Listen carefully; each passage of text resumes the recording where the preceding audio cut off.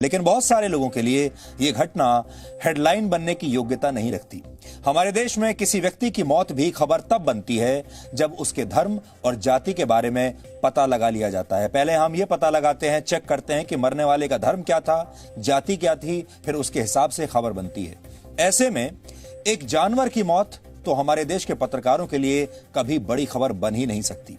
लेकिन आज हम केरल में एक हथिनी की हत्या की पूरी कहानी आपको दिखाना चाहते हैं। 15 वर्ष की यह हथिनी खाने की तलाश में भटकती हुई केरल में मल्लपुरम के गांव में पहुंची। इसकी गलती सिर्फ इतनी थी कि इसने इंसानों पर विश्वास किया। वहां मौजूद कुछ लोगों ने इसके मुंह में खाने की बजाय जलते हुए पटाखे रख दिए। ये पटाखे इस मादा हाथी के मुंह में जाकर फट गए और यह हथिनी बुरी तरह से घायल हो गई। और आपको यह भी बता दें कि यह हथिनी गर्भवती थी। घायल होने की वजह से खाने पीने में असमर्थ यह हथिनी एक नदी में जाकर खड़ी हो गई और फिर वहीं खड़े खड़े इसकी मृत्यु हो गई।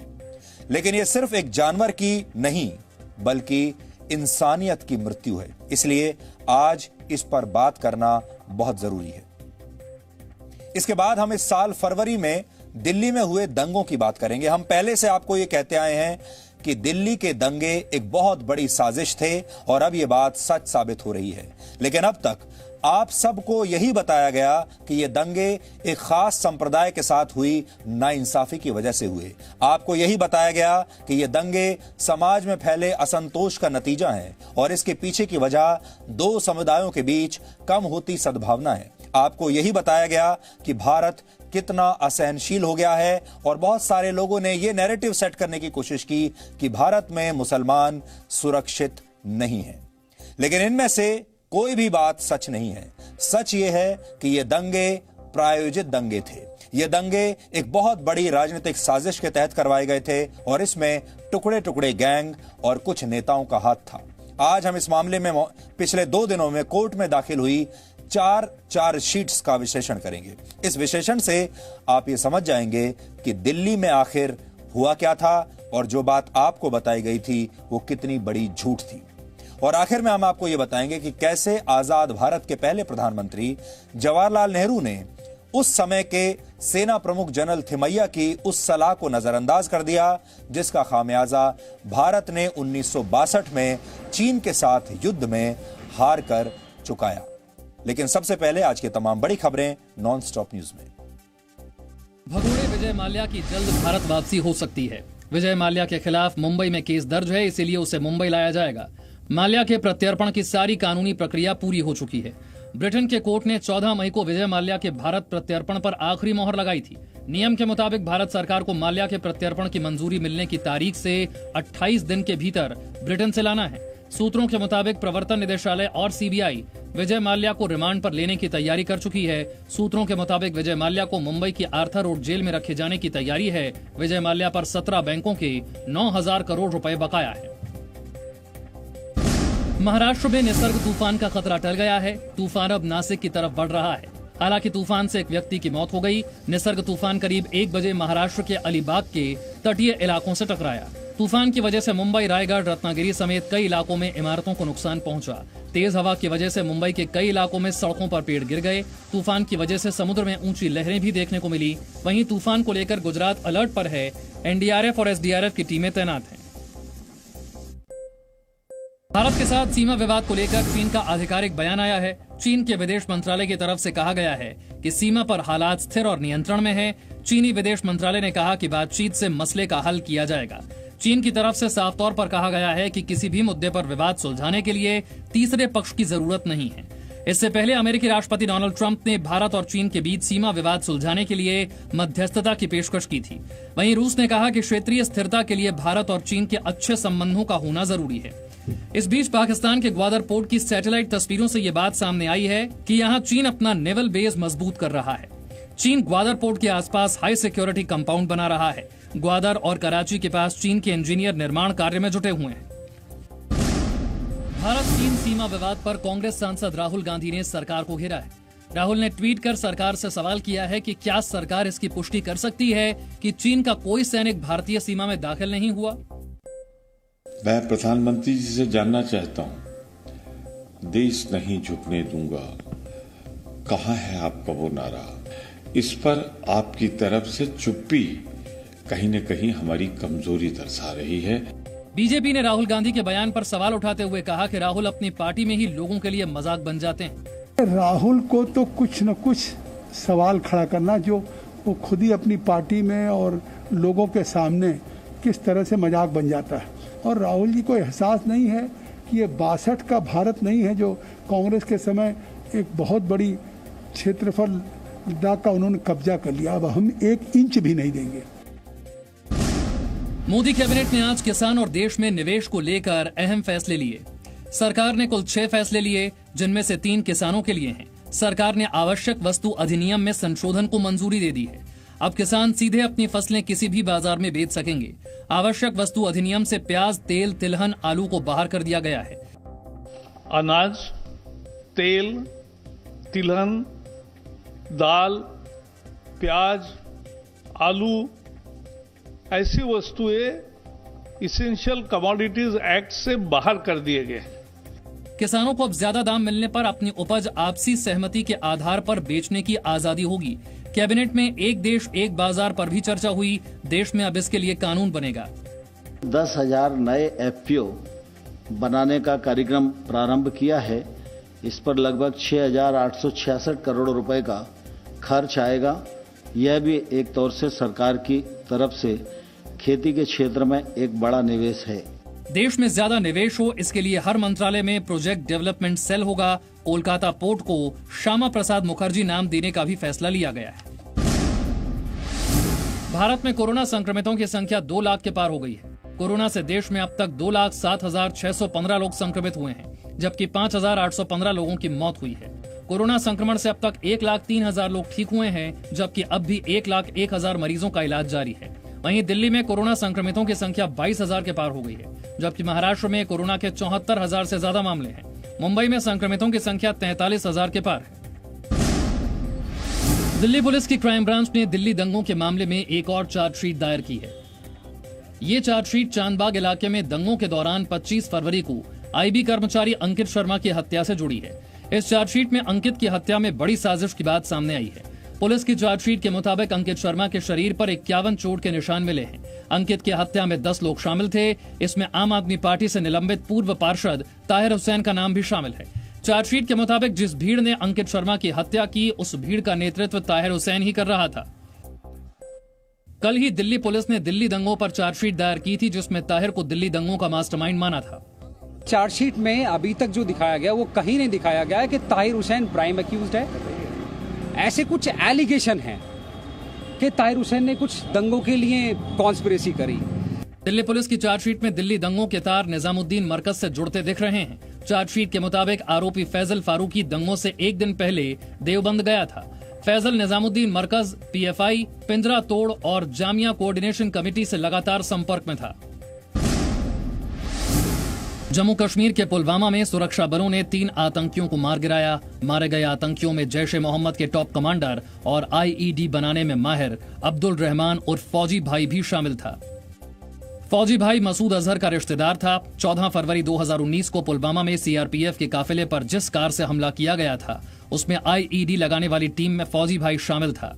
इतना ही नहीं, पिछले महीने पुलवामा में आईईडी से भरी जो कार सुरक्षा बलों ने उड़ाई थी, उस साजिश में भी फौजी भाई शामिल था। सुरक्षा बलों ने आतंकियों के कब्जे से भारी मात्रा में गोला बारूद बरामद किया है। एनकाउंटर के बाद पुलवामा के कंगन इलाके में उपद्रवियों ने सुरक्षा बलों पर पथराव किया। पाक अधिकृत कश्मीर में बौद्ध स्मारकों को नुकसान पहुंचाए जाने पर भारत ने पाकिस्तान को कड़ी चेतावनी दी है। भारत ने एक बार फिर पाकिस्तान को गिलगित बाल्टिस्तान समेत अवैध कब्जे वाले सभी इलाके खाली करने के लिए कहा है। भारतीय विदेश मंत्रालय के प्रवक्ता अनुराग श्रीवास्तव ने कहा, ये गंभीर चिंता का विषय है कि भारत के उन हिस्सों में जहां पाकिस्तान ने अवैध कब्जा कर रखा है, बौद्ध स्मारकों को नष्ट किया जा रहा है। पाकिस्तान अवैध रूप से कब्जा किए गए सभी क्षेत्रों को तत्काल खाली करे और वहां रहने वालों के सांस्कृतिक, आर्थिक और राजनीतिक अधिकारों का उल्लंघन करना बंद करे। गिलगित बाल्टिस्तान के चिलास में जिन बौद्ध स्मारकों और पुरातत्व कलाकृतियों को नष्ट किया गया, वो 800 ईस्वी की हैं। इन कलाकृतियों को खरोच कर उन पर पाकिस्तानी झंडे भी उकेरे गए हैं। अगर किसी देश की महानता का अंदाजा लगाना हो तो ये देखिए कि वहां के लोग जानवरों के साथ कैसा बर्ताव करते हैं। ये विचार राष्ट्रपिता महात्मा गांधी के थे। अगर गांधी जी के इस विचार को पैमाना मान लिया जाए तो क्या आप भारत को एक महान देश कह सकते हैं? क्योंकि इसका दूसरा मतलब यह है कि अगर आप किसी देश के चरित्र को समझना चाहते हैं तो ये देखिए कि उस देश के लोग जानवरों के साथ कैसा बर्ताव करते हैं। और अब आप अपने आसपास देखिए और ये जानने की कोशिश कीजिए कि आपके देश के लोग यानी भारत के लोग जानवरों के साथ कैसा बर्ताव करते हैं। इसी तरह अगर किसी व्यक्ति को आंकना हो तो यह देखना चाहिए कि वो अपने से कमजोर लोगों के प्रति कैसा व्यवहार करता है। हमें लगता है कि भारत इन दोनों ही पैमानों पर आज पूरी तरह फेल हो रहा है। केरल में कुछ इंसानों ने एक भूखी और गर्भवती हथिनी को जलते हुए पटाखों से भरा हुआ एक अनानास खिला दिया और उस हथिनी की तड़प तड़प कर मृत्यु हो गई। हम इसे मृत्यु नहीं कहेंगे, हम इसे हत्या कहेंगे। इन लोगों ने इस हथिनी की हत्या कर दी। हमारे शास्त्रों में कहा गया है कि एक गर्भवती महिला या जीव को चोट पहुंचाना सबसे बड़ा पाप है, क्योंकि ऐसा करके आप न सिर्फ एक मां को चोट पहुंचाते हैं बल्कि उसके बच्चे को भी क्षति पहुंचाते हैं जिसने अभी जन्म भी नहीं लिया। ये उसी हथिनी की तस्वीर है जो इस समय आप देख रहे हैं। केरल में कुछ लोगों ने यही पाप किया है और साबित कर दिया कि इंसान की योनि में पैदा होकर भी जानवरों जैसा बर्ताव कर सकते हैं।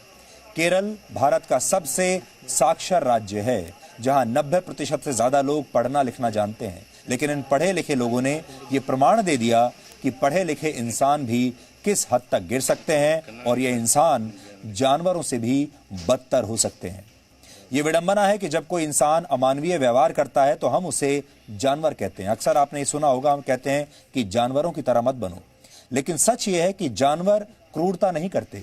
वो सिर्फ तभी उग्र होते हैं जब उनके अस्तित्व पर कोई खतरा आता है, लेकिन इंसान अपनी क्रूरता को ही आनंद का एक जरिया बना लेता है और अपनी सुख सुविधाओं के लिए जानवरों की बलि लेता है, ऐसी स्थिति में भी जब इसकी जरूरत नहीं होती।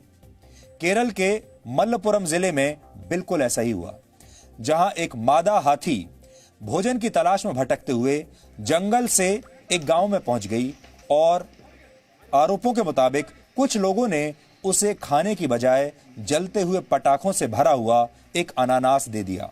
ये पटाखे इस मादा हाथी के मुंह में जाकर फट गए और वो बुरी तरह से घायल हो गई। इंसानों की इस हरकत की वजह से इस गर्भवती हथिनी की जीभ और जबड़ा बुरी तरह से जख्मी हो गया और उसके दांत भी टूट गए। इसके बाद दर्द और भूख से तड़पती हुई यह हथिनी पूरे गांव में भटकती रही, लेकिन किसी ने भी इसकी मदद नहीं की। यहां पर आपको एक खास बात और ध्यान रखनी चाहिए, इस हथिनी ने इसके बावजूद भी किसी इंसान को कोई चोट नहीं पहुंचाई, किसी का कोई नुकसान नहीं किया और शांत बनी रही। इस मादा हाथी की गलती सिर्फ इतनी थी कि इसने इंसानों पर विश्वास कर लिया और खाने के लिए इंसानों से वो अनानास ले लिया जिसमें जलते हुए विस्फोटक भरे हुए थे। इसके बाद घायल हालत में यह हथिनी गांव में मौजूद एक नदी के पास पहुंच गई, एक तालाब के पास पहुंच गई और अपने सिर और मुंह को पानी में डुबोकर वहां पर खड़ी हो गई। ऐसा करने से इस गर्भवती मादा हाथी को शायद थोड़ा आराम मिल रहा होगा और बाद में इस हथिनी की 27 मई को इसी तालाब में, इसी नदी में खड़े खड़े मृत्यु हो गई। कहा जा रहा है कि यह मादा हाथी करीब 1 हफ्ते तक भूखी प्यासी ऐसे ही पानी में तड़पती रही, क्योंकि इस हथिनी के पेट में एक बच्चा भी था, इसलिए यह बार बार खाने की तलाश कर रही थी, लेकिन मुंह में लगी इस चोट की वजह से वो कुछ भी खाने पीने में असमर्थ थी, कुछ खाना पीना नहीं खा पा रही थी। इस घटना की सूचना मिलने के बाद वन विभाग की टीम ने घायल हथिनी को नदी से बाहर निकालने की कोशिश भी की, लेकिन तब भी उसकी जान नहीं बची। केरल के वन विभाग के मुताबिक इस हथिनी की उम्र करीब 15 वर्ष थी। इस मादा हाथी का पोस्टमार्टम करने वाले डॉक्टरों के मुताबिक उन्हें यह नहीं पता था जब उन्होंने ये पोस्टमार्टम शुरू किया था कि इसके पेट में एक बच्चा भी है, यानी ये गर्भवती है। लेकिन जब उन्होंने इसका पोस्टमार्टम किया तो उन्हें यह पता चला कि ये हथिनी गर्भवती थी। पानी में असहाय खड़ी इस हथिनी की ये तस्वीरें आपने भी अब तक शायद देख ली होंगी। यह हथिनी अपने दर्द को कम करने के लिए पानी में खड़ी रही, लेकिन इसकी और इसके अजन्मे बच्चे की मौत ने इंसानियत को शर्म के समुद्र में आज डुबो दिया है। इस मादा हाथी का पोस्टमार्टम करने वाले डॉक्टर का कहना है कि उन्होंने अपने जीवन में 250 से ज्यादा हाथियों के पोस्टमार्टम किए हैं, लेकिन ये पहली बार है जब पोस्टमार्टम के दौरान उन्होंने एक हथिनी के पेट में पल रहे भ्रूण को अपने हाथ में उठाया। ये घटना लोगों के सामने तब आई जब रैपिड रिस्पांस टीम के एक अधिकारी ने इस बारे में सोशल मीडिया पर एक भावुक पोस्ट लिखा और उन्होंने लिखा कि घायल होने के बाद हथिनी एक गांव से भागते हुए निकली, लेकिन उसने किसी को भी चोट नहीं पहुंचाई। इस अधिकारी ने यह भी लिखा कि घायल होने के बावजूद यह हथिनी भलाई से भरी हुई थी, लेकिन इस भूखी प्यासी गर्भवती मादा हाथी को जो इंसान मिले वो भलाई से भरे हुए नहीं थे, वो भले लोग नहीं थे। ये हथिनी तो बहुत भली थी, लेकिन जो इंसान मिले वो असल में इंसान नहीं थे, वो हैवान थे, उनमें हैवानियत भरी हुई थी। अब केरल पुलिस ने इस मामले में अज्ञात लोगों के खिलाफ एक एफआईआर दर्ज कर ली है, लेकिन सवाल यह है कि क्या कुछ महीनों की जेल और कुछ हजार रुपए के जुर्माने से इस हाथी और इसके अजन्मे बच्चे को कभी भी कोई न्याय मिलेगा? एक मादा हाथी को बच्चे को जन्म देने के लिए करीब 22 महीने की गर्भावस्था से गुजरना होता है। अगर कुछ इंसानों ने यह अमानवीय हरकत ना की होती तो करीब 2 वर्षों बाद यह बच्चा इस दुनिया में आ जाता। जब कोई हाथी अपनी मां के गर्भ में होता है तो उसके मस्तिष्क का आकार इंसानों के मस्तिष्क के बराबर होता है। एक वयस्क इंसान के मस्तिष्क का वजन करीब 1400 ग्राम होता है। जन्म लेने के फौरन बाद हाथी रोजाना करीब 11 लीटर दूध पीता है और आश्चर्य की बात यह है कि जब कोई हाथी अपनी मां के गर्भ में होता है तो उसके नाखूनों पर त्वचा की एक परत चढ़ी हुई होती है ताकि गर्भ में हिलते डुलते समय वो अपनी मां को चोट ना पहुंचाए। यानी प्रकृति जन्म के साथ ही इस बात की व्यवस्था भी कर देती है कि कोई किसी को अनजाने में ये जो बच्चा है ये अपनी मां को चोट ना पहुंचाए, लेकिन इंसान ऐसा होने नहीं देता और वो जानवरों को चोट पहुंचाकर भी आनंद महसूस करता है।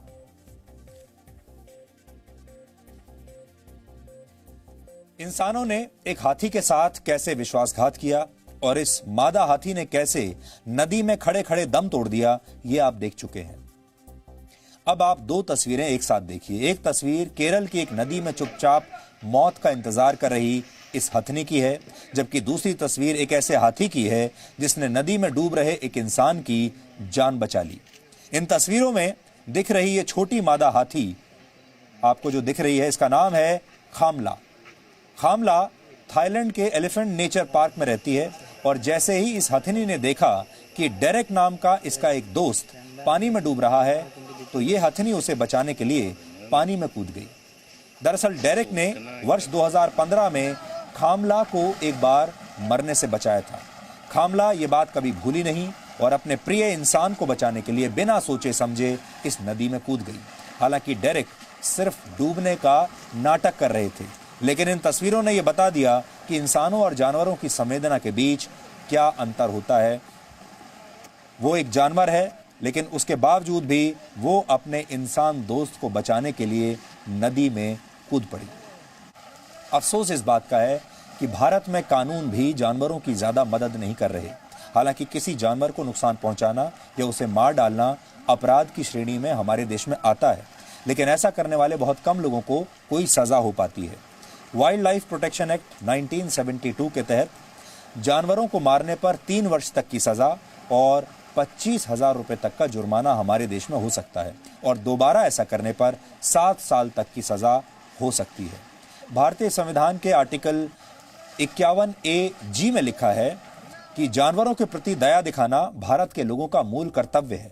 लेकिन अब आप खुद सोचिए कि भारत में कितने लोग अपने इस मूल कर्तव्य को निभाते हैं। हाथी अक्सर दल बनाकर रहने वाले जानवर हैं और ये पूरा जीवन सामुदायिक भावना के साथ ही जीते हैं। हाथी को आपने कभी अकेले नहीं देखा होगा, ज्यादातर ये एक दल में चलते हैं। चाहे दल में किसी नए बच्चे के जन्म का मौका हो या उनके दल के किसी सदस्य की मृत्यु, हाथी अपने समुदाय का साथ कभी नहीं छोड़ते और इतने शक्तिशाली होने के बावजूद तब तक किसी पर हमला नहीं करते जब तक इन्हें उकसाया न जाए या फिर इन्हें डराया न जाए। केरल में मादा हथिनी की मृत्यु पर हमने आज एक छोटा सा विश्लेषण आपके लिए तैयार किया है। आप ये विश्लेषण देखिए और फिर हम धर्म के नजरिए से भी पशुओं के महत्व को आपको समझाएंगे। एक मां भूखी प्यासी होने के बावजूद हर तरह की तड़प को बर्दाश्त करने में सक्षम होती है, लेकिन जब उसका अजन्मा बच्चा भूखा होता है तो उसका दर्द मां के अस्तित्व को झकझोर देता है।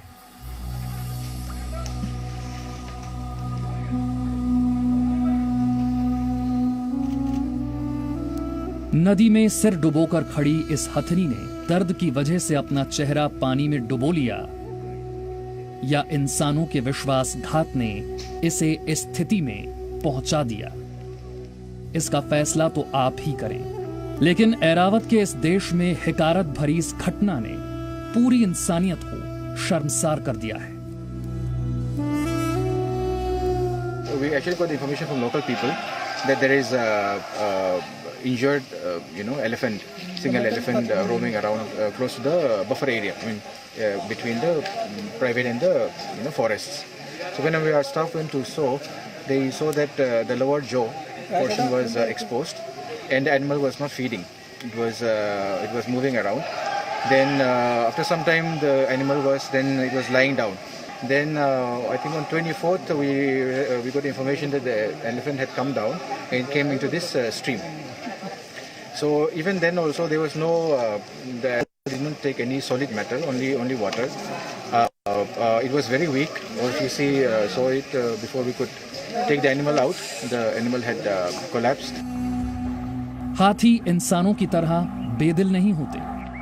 हाथियों के दल में कोई नया बच्चा पैदा हो तो उसे दूसरे हाथी कई दिनों तक सुरक्षा घेरे में रखते हैं।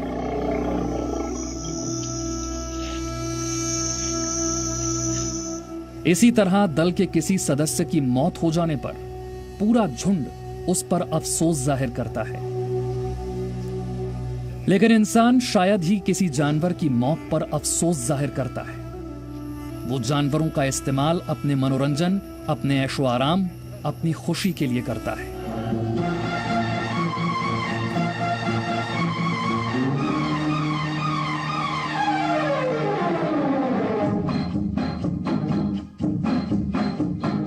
चल चल चल मेरे साथी, ओ मेरे हाथी, चल ले चल खटारा खींच के, चल यार धक्का मार, बंद है मोटर कार, चल यार धक्का मार।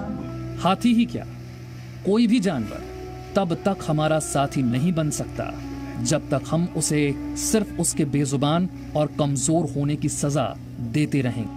अगर आपको भी किसी जानवर को तड़पते हुए देखकर खुशी होती है तो आज आप अपने आप से पूछिएगा जरूर कि आखिर जानवर कौन है।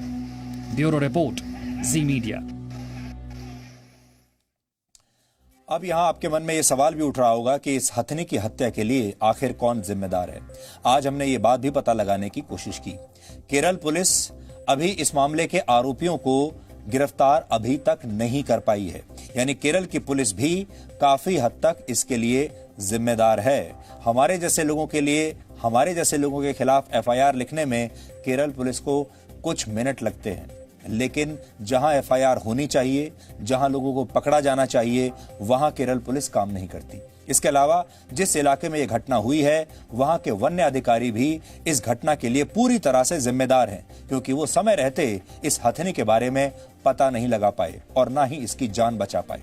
इसके अलावा वो लोग भी इसके लिए जिम्मेदार हैं जो इस इलाके के लोगों का प्रतिनिधित्व देश की संसद में करते हैं या फिर राज्य की विधानसभा में करते हैं। कांग्रेस के नेता राहुल गांधी वायनाड की जिस संसदीय सीट से जीतकर इस बार लोकसभा में पहुंचे हैं, वो भी इसी मल्लापुरम का हिस्सा है, यानी राहुल गांधी भी इस जिम्मेदारी से बच नहीं सकते। वो यहां के सांसद हैं और अगर वो कुछ कर नहीं सकते तो कम से कम 2-4 फोन लगाकर केरल की सरकार से इसके बारे में जानकारी ले सकते हैं और पुलिस से भी वो बात कर सकते हैं अगर चाहें तो। इसके अलावा केरल के मुख्यमंत्री की भी जिम्मेदारी तय होनी चाहिए, क्योंकि वो राज्य के मुख्यमंत्री हैं और केरल हाथियों पर अत्याचार के लिए बदनाम है। इसलिए उन्हें भी हाथियों को बचाने के लिए सख्त कानून लाने पर विचार करना चाहिए, जो उन्होंने किया नहीं। लेकिन बहुत सारे लोगों के लिए यह घटना न्यूज बनने की असल में योग्यता ही नहीं रखती। आज हम आपसे भी यह पूछना चाहते हैं, आपको क्या लगता है कि यह खबर न्यूज है या ये नहीं है? यह खबर हेडलाइन होनी चाहिए या नहीं होनी चाहिए? क्या ये डीएनए की पहली खबर होनी चाहिए थी या नहीं होनी चाहिए थी? हमारे देश में जानवर तो छोड़ दीजिए, किसी व्यक्ति की मौत भी हेडलाइन तब बनती है जब पहले उसके धर्म और उसके जाति को चेक कर लिया जाता है। धर्म और जाति चेक करने के बाद यह तय होता है कि इस इंसान की मौत की खबर हेडलाइन बनेगी या फिर नहीं बनेगी। ऐसे में एक जानवर की मौत तो हमारे देश के पत्रकारों के लिए शायद खबर बन ही नहीं सकती, और हो सकता है कल के अखबारों में आपको यह खबर कहीं अंदर के पन्ने पर छोटी सी खबर कहीं दिखाई दे जाए। आज के भी अखबारों में कहीं कहीं छोटी खबर छपी है, लेकिन आज हम इसलिए इस खबर का विश्लेषण कर रहे हैं क्योंकि ये देश के चरित्र के बारे में आपको बहुत कुछ बताती है। जिस देश में एक बेजुबान जानवर को इस तरह मार दिया जाए, उसकी हत्या कर दी जाए, उस देश के चरित्र के बारे में आप क्या कहेंगे? और यह घटना अभी की नहीं है, इस घटना को समय हो चुका है। धीरे धीरे धीरे केरल में पहले ये जिले में खबर फैली, उसके बाद राज्य में फैली, और यहां दिल्ली तक पहुंचते पहुंचते, बंबई तक पहुंचते पहुंचते, देश के मेन स्ट्रीम मीडिया तक पहुंचते पहुंचते इस खबर को 1 हफ्ता लग गया। करीब 1 दशक पहले तक भारत में हाथियों की संख्या 10 लाख से ज्यादा हुआ करती थी, लेकिन अब इनकी संख्या घटते घटते 27,000 से भी कम रह गई है। हाथियों की मौत के मामले में केरल भारत का सबसे बदनाम राज्य है, जहां हर 3 दिन में एक हाथी, हर 3 दिन में औसतन 1 हाथी केरल में मारा जाता है। हैरानी की बात यह है कि केरल में हाथियों की दुर्दशा तब है जब वहां धर्म और राजनीति में इसे सबसे ज्यादा महत्व दिया जाता है। केरल में आयोजित होने वाले ज्यादातर तमाम बड़े धार्मिक कार्यक्रम बिना हाथियों के पूरे नहीं होते। यहां तक कि चुनावी रैलियों में भी भीड़ को आकर्षित करने के लिए केरल में हाथियों का ही इस्तेमाल होता है। अब केरल के लोग वैसे तो अपने आप को बड़ा धार्मिक मानते हैं और हर मंदिर में पूजा पाठ के दौरान हाथी आपको नजर आएंगे, लेकिन हाथियों का क्या हाल है वहां, ये देख लीजिए। इसके अलावा बंधक बनाए गए हाथियों का इस्तेमाल लकड़ियों को ढोने के लिए भी किया जाता है। पिछले वर्ष सुप्रीम कोर्ट ने अपने एक आदेश में कहा था कि केरल में बंधक बनाकर रखे गए हाथियों की गिनती की जाए और सबका रजिस्ट्रेशन कराया जाए। इस आदेश का जो उद्देश्य था वो था हाथियों के साथ होने वाली क्रूरता को रोकना, लेकिन अफसोस इस बात का है कि जंगल से आए एक हाथी को यह अंदाजा भी नहीं था कि इंसान उसका ये हाल कर देंगे। भारत में इस समय करीब 2,500 हाथी ऐसे हैं जिन्हें आज भी बंधक बनाकर रखा गया है। करीब 1800 हाथी ऐसे हैं जो मंदिरों में बंधक बनाकर रखे गए हैं या फिर किसी व्यक्ति ने इन्हें अपनी कस्टडी में बंधक बनाकर रखा हुआ है। केरल में करीब 500 हाथी ऐसे हैं जो बंधक बनाकर रखे गए हैं। दावा किया जाता है कि भारत में करीब 6000 वर्ष पहले इंसानों ने हाथियों को पालना शुरू कर दिया था। हजारों वर्ष पहले सिंधु घाटी सभ्यता से मिले निशान और उनकी मोहरें भी ये बताती हैं कि उस जमाने में हाथी पाले जाते थे। ऋग्वेद और उपनिषदों में भी अलग अलग उद्देश्यों से हाथी पाले जाने का उल्लेख मिलता है और कहा जाता है कि जब सिकंदर ने भारत पर आक्रमण किया था तो वो ये देखकर हैरान रह गया था कि भारत के सैनिक कितने कुशल तरीके से इतने विशालकाय जानवर को नियंत्रित कर लेते हैं। सिकंदर के खिलाफ लड़ाई में राजा पोरस ने करीब 200 हाथियों को उतारा था और इन हाथियों ने सिकंदर की सेना को बहुत नुकसान पहुंचाया था। लेकिन अब इन हाथियों को या तो इनके दांतों के लालच में मार दिया जाता है, इनकी हत्या कर दी जाती है, या फिर इन पर अत्याचार करके इनसे वो तमाम काम कराए जाते हैं जो इंसानों के लिए बहुत मुश्किल होते हैं। भारत में एक मशहूर कहावत है कि मरा हुआ हाथी भी 1.25 लाख का होता है, लेकिन इंसानों के हाथों मारा गया हाथी करोड़ों रुपए का ही क्यों ना हो, वो इंसानों की क्रूरता के अलावा कुछ साबित नहीं करता। भारत को हाथियों का देश भी कहा जाता है और यही वजह है कि कूटनीति की भाषा में भी कई देश भारत को हाथी कहते हैं। ठीक वैसे ही जैसे चीन को ड्रैगन कहा जाता है या अमेरिका की तुलना ईगल से की जाती है, ऐसे ही भारत की तुलना हाथी से की जाती है। आपको याद होगा भी कुछ दिन पहले ही चीन के साथ चल रहे सीमा विवाद के दौरान भारत में चीन के राजदूत ने भी एक बयान दिया था, जिसमें उन्होंने कहा था dragon and elephant can dance together, यानी भारत और चीन आपस में सामंजस्य बनाकर रख सकते हैं। इसमें ड्रैगन से मतलब था उनका चीन का और एलिफेंट से मतलब था भारत का। तो वो कह रहे हैं कि ड्रैगन और एलिफेंट दोनों साथ में रह सकते हैं, दे कैन डांस टुगेदर। यानी जो विदेशी लोग भी हैं वो भी भारत को एक हाथी से भारत की तुलना करते हैं, और हमारे ही देश के लोग हमारे ही देश के हाथियों के साथ क्या करते हैं अभी आपने देख लिया। आप में से बहुत सारे लोगों ने ऐसे बहुत सारे हाथियों को अपने जीवन काल में देखा होगा जिन्हें बंधक बनाकर रखा जाता है। बहुत सारे लोगों ने पैसा देकर उन हाथियों की सवारी भी कर ली होगी बिना ये जाने कि उन हाथियों पर कितना अत्याचार हो रहा है। और आप भी अत्याचार करने वालों में बहुत आसानी से शामिल हो जाते हैं, क्योंकि जब आप किसी हाथी पर अत्याचार होते हुए देखते हैं, किसी बंधक हाथी को मजदूरी करते हुए देखते हैं, तो क्या आपका दिल पसीजता नहीं? क्या आप कभी अपने आप से यह नहीं सोचते कि इस हाथी को आजाद करा देना चाहिए? इस हाथी की असली जगह शहर नहीं है, ये सड़कें नहीं हैं, इसका असली घर जंगल है और इस हाथी को जंगल में होना चाहिए और आजाद होना चाहिए। लेकिन हम में से ज्यादातर लोग कभी इसके बारे में सोचते तक नहीं। हाथी जमीन पर रहने वाले सबसे बड़े जानवर हैं। एक वयस्क अफ्रीकन हाथी का वजन करीब 5,500 किलोग्राम तक हो सकता है। हाथियों की सूंड उनके शरीर का सबसे संवेदनशील और सबसे ताकतवर अंग होता है। हाथी की सूंड में 1.5 लाख से ज्यादा मांसपेशियां होती हैं, और एशियाई हाथी तो अपनी सूंड से मूंगफली का छिलका तोड़कर उसमें से छोटी सी मूंगफली तक निकाल लेता है। यानी बड़ी और ताकतवर सूंड के बावजूद हाथी इससे महीन से महीन काम करने में भी सक्षम होते हैं। हाथी अपने बाहरी दांतों की वजह से सबको आकर्षित करते हैं और इन्हें अंग्रेजी में टस्क कहा जाता है। लेकिन शिकारी हाथियों का शिकार इन्हीं दांतों की वजह से सबसे ज्यादा करते हैं। ये हाथियों का जो शिकार के पीछे जो सबसे बड़ी वजह है वो यही दांत हैं, क्योंकि हाथी के ये दांत बेशकीमती होते हैं। हाथी दिन भर में 150 किलो खाना खा लेते हैं। हाथी इतना ज्यादा खाते हैं कि उनका 67% समय भोजन करते हुए निकलता है। हाथी बहुत ताकतवर जानवर होता है, लेकिन हाथी पूर्णतः शाकाहारी होते हैं, वेजिटेरियन होते हैं। यानी इन्हें ये ताकत किसी दूसरे जीव को खाकर हासिल नहीं होती, बल्कि पेड़ पौधे खाकर ही ये ताकत वो हासिल करते हैं। हाथी का एक नवजात बच्चा पैदा होने के 20 मिनट बाद ही वो अपने पैर पर खड़ा हो जाता है, और 1 घंटे में हाथी का जो नवजात बच्चा होता है वो 1 घंटे में ही चलने में भी सक्षम हो जाता है।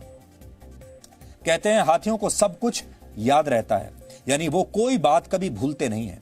और ऐसा इसलिए होता है क्योंकि हाथियों के मस्तिष्क का टेम्पोरल लोब आकार में बहुत बड़ा होता है, और यही मस्तिष्क की वो जगह होती है जहां स्मृतियां यानी यादें स्टोर होती हैं, यादें सेव होती हैं। यानी हाथी अगर एक बार कुछ देख ले तो जीवन भर उसे भूलता नहीं है। अगर आपने हाथी की मदद की है तो हाथी जीवन भर भूलेगा नहीं, और अगर आपने हाथी पर अत्याचार भी किया है वो भी भूलेगा नहीं। पूरी दुनिया में हाथियों को उनके दांतों के लिए मार दिया जाता है, और यही वजह है कि अफ्रीका में जितने हाथी रोज पैदा नहीं होते उससे ज्यादा वहां उनकी हत्या हो जाती है, मार दिए जाते हैं। जानवरों पर अत्याचार सिर्फ भारत में नहीं होता, बल्कि पूरी दुनिया में लाखों करोड़ों जानवर इंसानों के लालच की सजा भुगत रहे हैं, और ये हाथी भी इंसान के लालच की सजा ही भुगत रहा है, और हम 135 करोड़ लोगों का देश इसे रोक नहीं पाता। वर्ल्ड इकोनॉमिक फोरम के मुताबिक पूरी दुनिया में इंसान हर साल 5,000 करोड़ चिकन खा जाते हैं। इंसानों की भूख शांत करने के लिए हर साल 150 करोड़ सूअरों को मार दिया जाता है। हर साल 50 करोड़ भेड़ें कसाई घरों में पहुंच जाती हैं। इंसानों की भूख शांत करने के लिए हर साल 30 करोड़ गाय, भैंसों और बछड़ों की हत्या कर दी जाती है। यानी इंसान अपना पेट भरने के लिए हर साल 5,200 करोड़ जानवरों को खा जाता है, हजम कर जाता है।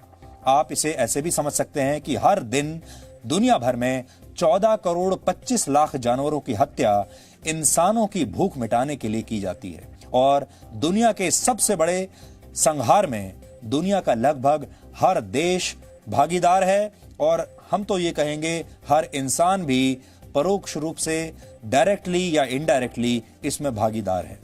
4500 हाथियों पर किए गए एक सर्वे के मुताबिक चिड़ियाघर यानी जू में रहने वाले हाथियों की औसत आयु घटकर 19 वर्ष रह जाती है, जबकि अपने प्राकृतिक परिवेश में एक हाथी 56 वर्ष तक जिंदा रह सकता है। सोचिए, जब यह हाथी जंगल में होता है तो 56 साल तक जिंदा रहता है, और जब आप इसे बेड़ियों में कैद करके चिड़ियाघर में टिकट लगाकर छोड़ देते हैं तो ये 19 साल ही जी पाता है। हम क्यों करते हैं ऐसा? क्योंकि हम इन्हें चिड़ियाघर में डालते हैं और टिकट लगाकर लोगों को बुलाते हैं इन्हें देखने के लिए। इंसान आता है, तालियां बजाता है, इस पर हो रहे अत्याचार को देखकर चुप रहता है और सिर्फ अपने मजे के लिए वहां पहुंचता है। ब्रिटेन की ऑक्सफोर्ड यूनिवर्सिटी की एक रिसर्च के मुताबिक कैद में रखे गए भालू, शेर, बाघ और चीता जैसे जानवर अक्सर तनाव में चले जाते हैं, डिप्रेशन में चले जाते हैं, और इनमें से कुछ जानवर तो पागल भी हो जाते हैं। आप जब इन्हें देखने के लिए जाते हैं अलग अलग जूज में या चिड़ियाघर में, आपको शायद पता भी नहीं चलता होगा कि इन जानवरों की मनोस्थिति क्या है। ये जानवर किस हद तक उदास हो चुके हैं और ये जानवर किस हद तक डिप्रेशन में जा चुके हैं, क्योंकि ये अपने घरों में नहीं है, ये एक कैदी की तरह है। जानवरों के अधिकारों के लिए काम करने वाली संस्था people for ethical treatment of animals यानी पेटा के मुताबिक कैद में रखे गए जानवर अक्सर अपने बाड़े में ही गोल गोल घूमते रहते हैं। आपने देखा होगा, ये नोट किया होगा कि जब आप जाते हैं पैसा खर्च करके टिकट लेकर इन जानवरों की नुमाइश देखने के लिए, इन जानवरों को देखने के लिए, तो ये अपने बाड़े में गोल गोल घूमते रहते हैं, अपना सिर हिलाते रहते हैं, और उनकी ये हरकतें बताती हैं कि जानवर अपने जीवन से खुश नहीं हैं और ये जानवर बहुत दुखी हैं। लेकिन आपको ये समझ में नहीं आता, आप तब भी बाहर खड़े हुए तालियां बजाते हैं, फोटो खींचते हैं। भारत की संस्कृति में जानवरों की रक्षा करने को बहुत महत्व दिया गया है। हमारे संस्कारों में, हमारी संस्कृति में और हिंदू शास्त्रों में भी जानवरों का बहुत महत्व बताया गया है। गाय, हाथी, बंदर और मोर जैसे जानवरों को हमारे संस्कारों में बहुत पवित्र माना जाता है। मशहूर लेखक देवदत्त पटनायक अपनी पुस्तक पशु में जानवरों की उत्पत्ति के बारे में एक दिलचस्प बात लिखते हैं। वो लिखते हैं कि ब्रह्मांड की रचना करने वाले ब्रह्मा के पुत्र थे कश्यप। कश्यप की कई पत्नियां थीं और मान्यताओं के मुताबिक कश्यप की इन्हीं पत्नियों ने कई तरह के पशुओं को जन्म दिया था। देवदत्त पटनायक के मुताबिक कश्यप की पत्नी तिमी ने ऐसे पशुओं को जन्म दिया जो तैर सकते थे। विनाता ने ऐसे पशुओं को जन्म दिया जो उड़ने में सक्षम थे। कदरू ने रेंगने वाले पशुओं को और सुरभि ने ऐसे पशुओं को जन्म दिया जिनके खुर थे। इसके अलावा सरमा ने पंजे वाले पशुओं, जबकि सुरसा ने ऐसे पशुओं को जन्म दिया जिनकी श्रेणी का निर्धारण करना असंभव है। ये सारी बातें जो हैं ये किंवदंतियों पर आधारित हैं, लेकिन ये बातें बताती हैं कि जिस तरह ब्रह्मा ने सृष्टि की रचना की, वैसे ही उनकी संतान ने पशुओं को भी जन्म दिया, पशुओं की भी रचना की, और इस लिहाज से जानवर और इंसान दोनों प्रकृति की ही देन है, और इंसानों को इस सत्य को स्वीकार करके जानवरों को सम्मान देना सीखना चाहिए। केरल में हुई घटना देखकर आप ये कह सकते हैं कि जानवर बहुत कम जंगली हैं। आप तो अक्सर जानवर के साथ जंगली शब्द जोड़ ही देते हैं और हम कहते हैं कि जानवर बड़े जंगली होते हैं, लेकिन जानवर जंगली नहीं है, जबकि इंसान जंगली बन चुका है। यानी प्राकृतिक रूप से हिंसक और जंगली होने के बावजूद जानवर सिर्फ अपनी रक्षा में आक्रामक होते हैं, जबकि इंसान क्रूरता और लालच की सारी हदें पार करके इंसानियत के स्तर से नीचे गिर जाता है। हमें उम्मीद है कि आज का यह विश्लेषण आपको पसंद आया होगा, और अगर यह विश्लेषण देखकर आपके मन में कुछ विचार आ रहे हैं, जानवरों के प्रति अगर आपके मन में कोई दया भाव आ रहा है, तो हम ये समझेंगे कि आज की हमारी जो कोशिश है ये सफल रही। ये बात भी सही है, बहुत सारे लोग ये भी कहेंगे कि इसमें खबर कहाँ है, इसमें हेडलाइन कहाँ है, क्योंकि ये खबर ऐसी है जो शायद कभी भी किसी अखबार के पहले पन्ने पर हेडलाइन कभी नहीं बनेगी। इसलिए ये फैसला हम आपके ऊपर छोड़ते हैं और हम चाहेंगे कि आप आज इसके बारे में जरूर सोचें।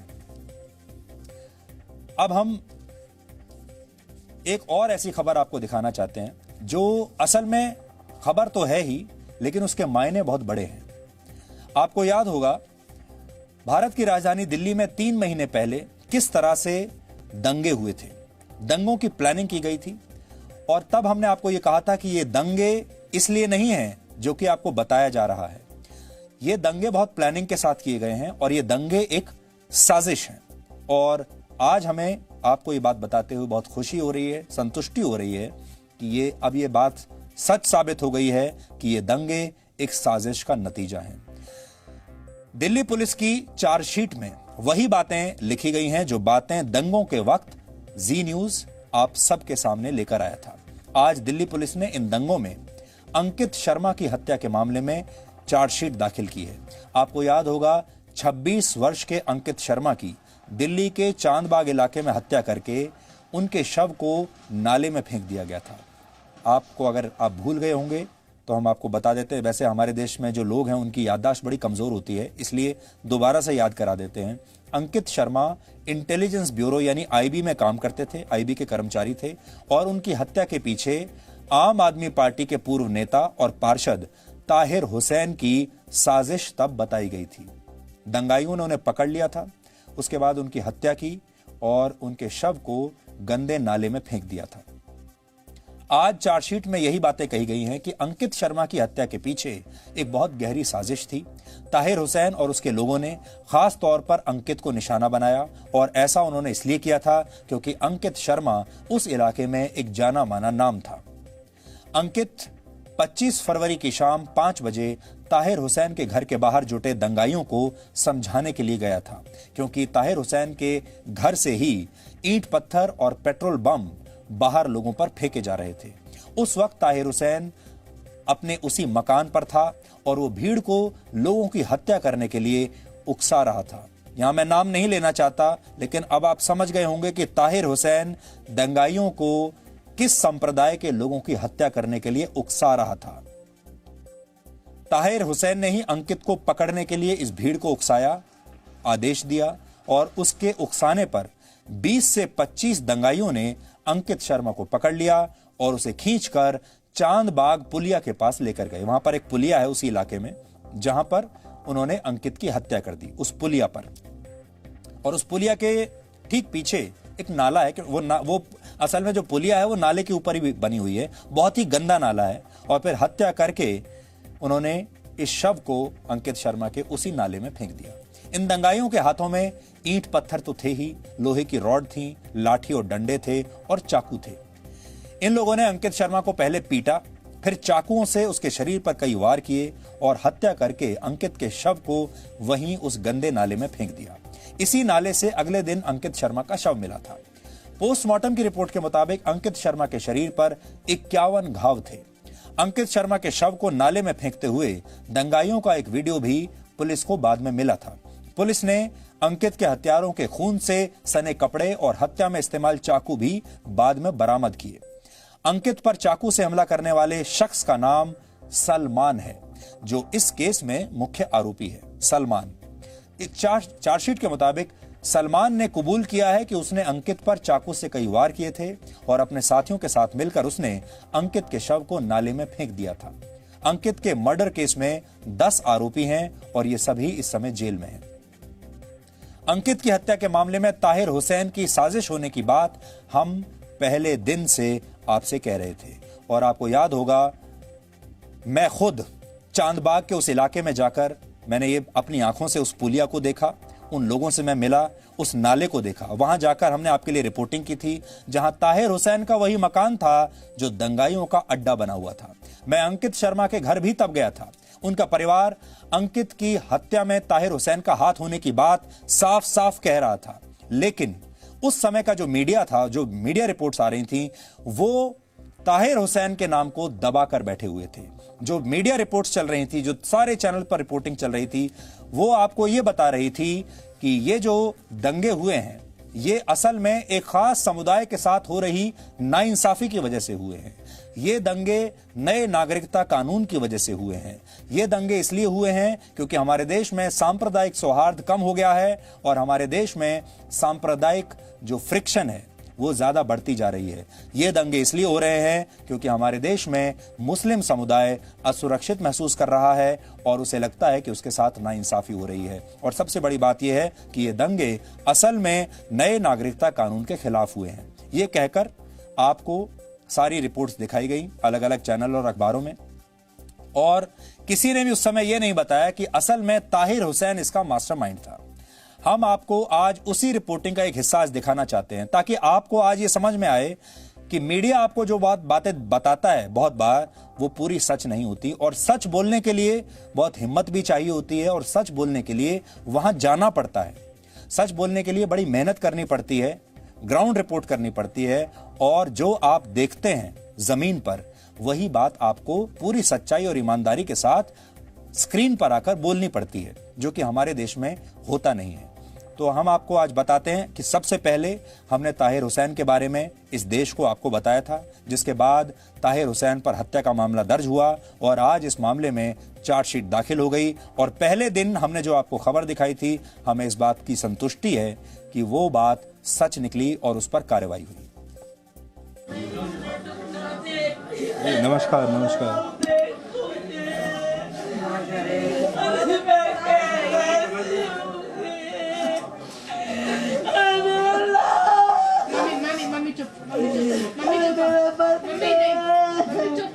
आप ही मुझे बताइए, अगर आप कुछ कहना चाहते हैं, इस देश के लोगों को कुछ कहना चाहते हैं, आप हम सबसे कुछ कहना चाहते हैं, हमसे कुछ चाहिए आपको। सर मैं यही कहूँगा, जो ये मुस्लिम जो लोग हैं सर, जो ये CA NRC का जो विरोध, कितना बुरा विरोध कर रहे हैं, लोगों को मार रहे हैं, प्रॉपर्टी जला रहे हैं, ये बहुत गलत कर रहे हैं। इन्हें ऐसा नहीं करना चाहिए। इन्होंने कितने घरों का नाश कर दिया सर। इसमें एक घर हमारा भी हो गया, इसमें हमारे घर का सब बर्बाद हो गया हमारा घर।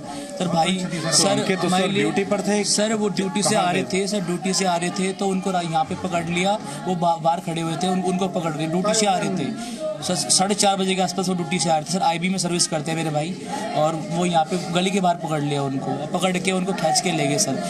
भीड़ आई थी, पब्लिक आई थी, और पब्लिक खींच के सर पीछे ताहिर हुसैन एक निगम पार्षद है, उसका मकान है, उस मकान में खींच के ले गए। और ये मुझे पता नहीं वो उनको सपोर्ट कर रहा है या कैसे क्या कर रहा है, पर उसके मकान में ले जाके वहाँ पे यहाँ से 4 लड़कों को लेके जाया गया, 4 लड़कों को गए लेके। 4 लड़कों में अभी 3 लड़कों की बॉडी मिल चुकी है, एक की बॉडी नहीं मिली। यहाँ पे ऐसे ऐसे लोगों के असामाजिक तत्व, जो कि हमको पता भी नहीं था कि ये कहाँ है, कहाँ से बुलाए गए हैं, इन्होंने सर पिस्टल से इस हिसाब से फायरिंग किया। हम खाली अपना बचाव कर रहे थे। काफी लड़कों के गोली लगी, ये चीज केवल आपकी सेवा कोई नहीं दिखा सकता। नहीं, मैं इसीलिए मैं आपके पास आया, आप लोगों से मिलने के लिए मैं आया। ताहिर वाले उसकी पूरी भरोसा है कि जो आप दिखाएंगे वो और कोई नहीं दिखाएगा। कोशिश करेंगे कि आपकी बात सब तक पहुंचे। काफी मीडिया ऐसी है, ऐसे प्रचारित कर रही है जैसे हम सर दंगा करने नहीं उतरे थे। हम धन्यवाद देना चाहते हैं उन लोगों का जिन्होंने हमें समय से पहले जगाया। नहीं तो मैं जानता था कि मीडिया में बहुत सारे लोग ऐसे हैं जो आएंगे और वो तस्वीर को बदल देंगे। मेरा यहाँ आने का मकसद ही यही है कि मैं आपसे मिलूं। प्लानिंग ये थी कि हमारे घर के अंदर हमारी बहन बेटियों को ये मतलब ये कश्मीर बनाना चाहते थे, दूसरा कश्मीर बनाना चाहते थे, और इन्होंने दूसरा कश्मीर बनाया है। हम अपने स्वाभिमान के लिए लड़े हैं। जब तक हमारे बच्चे जो इंजर्ड हुए, ये इंजर्ड नहीं हुए, ये हमारी बहनों को बचाने के लिए शहीद हुए। तो आपने देखा, ये अंकित शर्मा का परिवार है। उस इलाके में रहने वाले लोग हैं जो तब तक बहुत परेशान हो चुके थे, क्योंकि कहा यह जा रहा था ये विक्टिम थे, इनके घर के बच्चे की हत्या हो गई, और मीडिया और बाकी के सारे लोग नैरेटिव ये सेट कर रहे थे, आरोप ये लगा रहे थे कि ये दंगाई हैं, जब तक हम वहां पर नहीं पहुंचे थे। और फिर हम वहां पर पहुंचे और हमने जो सच्चाई थी वो आप लोगों को बताई। मेरे पास पिछले 2 दिन में 4 चार्जशीट दायर हुई हैं, 2 एक दिन और 2 एक दिन। मेरे पास दोनों की कॉपी है, पढ़ा है मैंने इसको। इस चार्जशीट में क्या लिखा है जब मैं आपको पढ़कर बताऊंगा तो आपकी आंखें खुल जाएंगी। लेकिन उससे पहले एक 5 मिनट का हमें ब्रेक लेना होगा, और ब्रेक के बाद मैं ये चार्जशीट आपको पढ़कर बताऊंगा, क्योंकि इस चार्जशीट में बहुत सारी बातें ऐसी लिखी हैं जो शायद अब तक आप तक नहीं पहुंची थी। क्योंकि मुझे वो भी याद है, इस देश के बहुत सारे बड़े बड़े पत्रकार ताहिर हुसैन के घर जाकर ताहिर हुसैन का इंटरव्यू कर रहे थे और ये बताने की कोशिश कर रहे थे कि ताहिर हुसैन बेकसूर है और उसे सिर्फ उसके संप्रदाय की वजह से, उसके धर्म की वजह से निशाना बनाया जा रहा है। और ताहिर हुसैन लगातार उन सारे इंटरव्यूज में झूठ पर झूठ बोलता जा रहा था, और ये सारे चैनल लगातार दिन भर उसका इंटरव्यू दिखा रहे थे ताकि ये देश गुमराह हो जाए।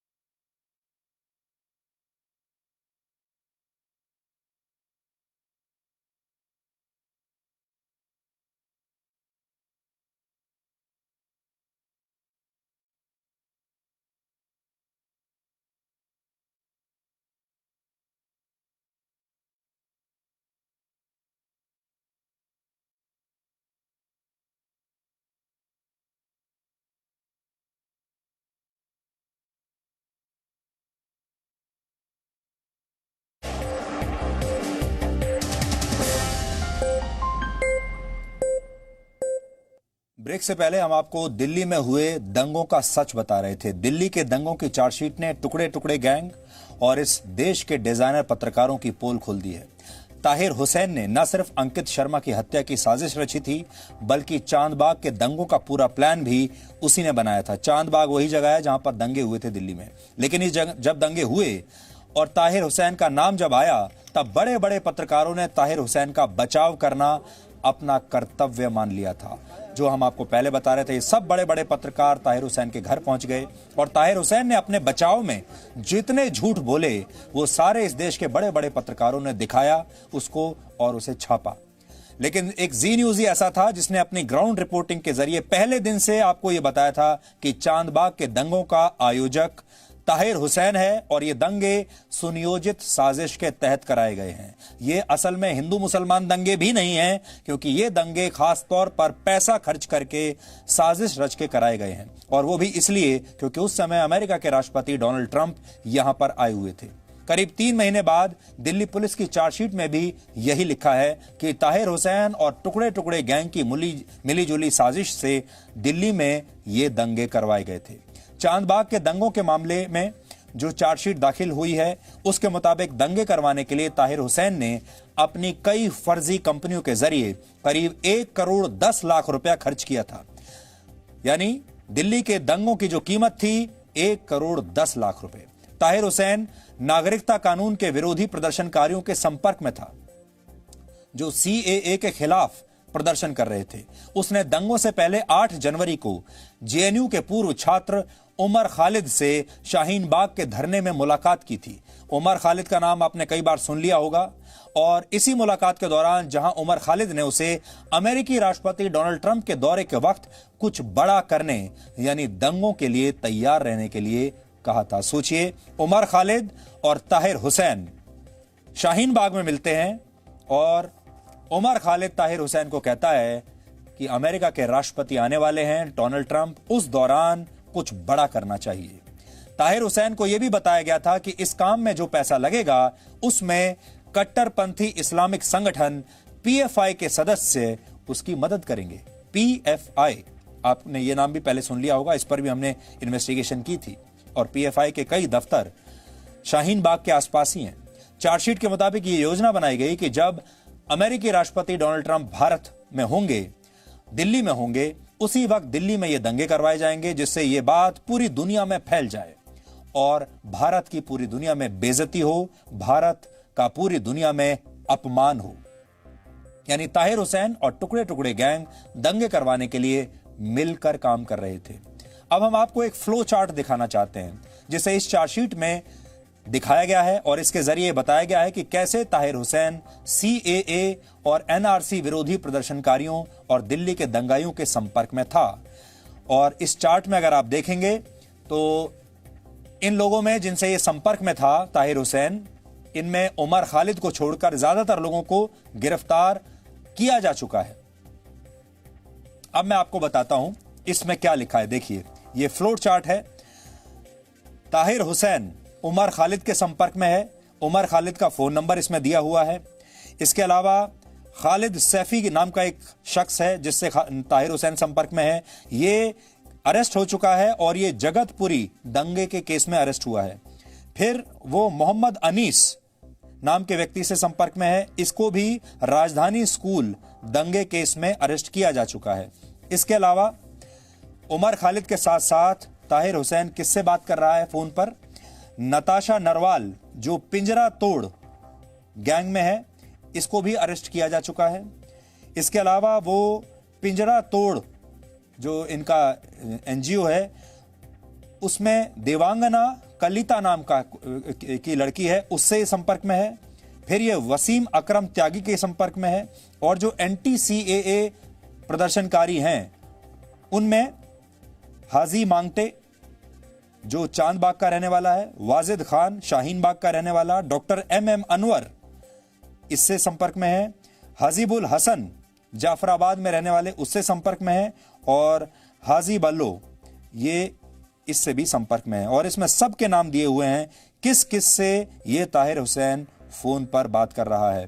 फिर ये एक दानिश नाम के आदमी से बात करता है जो कि पीएफआई केस में गिरफ्तार हो चुका है, और इनमें से ज्यादातर वो लोग हैं जो किसी ना किसी दंगे फैलाने के आरोप में गिरफ्तार हुए हैं। और एक जेएनयू का छात्र नेता उमर खालिद है।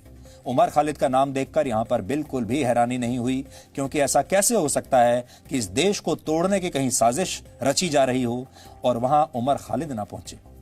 इस चार्जशीट में ताहिर हुसैन और उसके भाई सहित 15 लोगों को आरोपी बनाया गया है।